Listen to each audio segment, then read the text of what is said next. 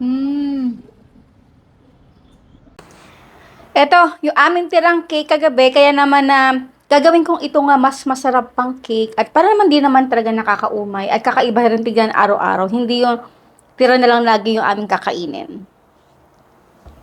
So napansin ko medyo may pagkamakapal talaga yung pinaka coating nito or icing. Tatanggalin natin yan. At ilalagay natin ito sa bowl. Ito hindi kasi hindi ito natutunaw. Kaya kakainin natin yan. Para siyang biscuit.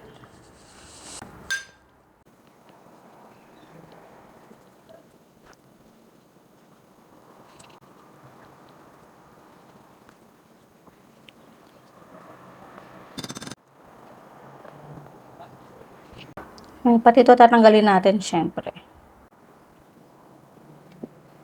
Sige, mag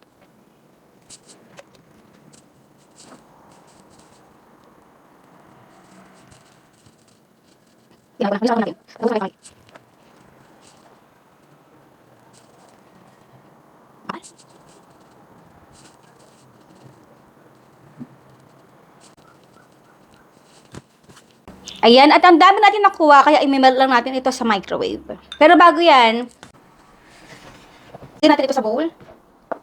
Sisimutin natin yan lahat.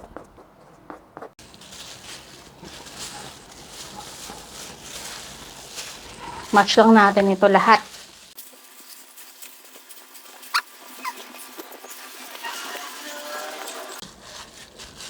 Yan. At para na siya naging ganyan. Talagang namuo-muo na sila.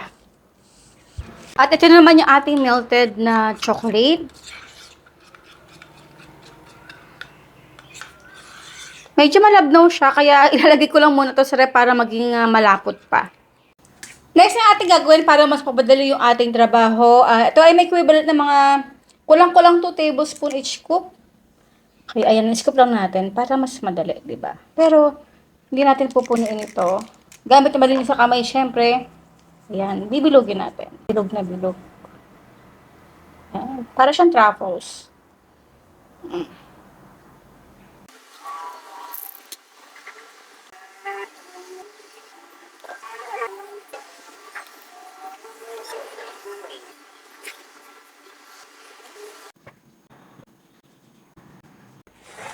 Nilagay ko din ito sa ref.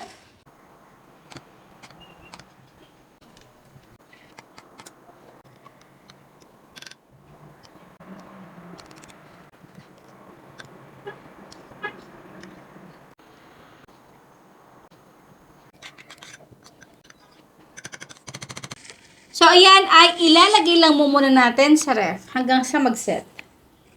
So, after 1 day, ito na. Wow.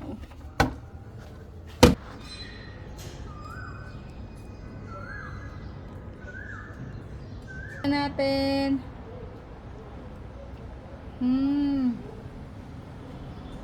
Diba? From leftover to the brand new recipe dessert. Napakasarap.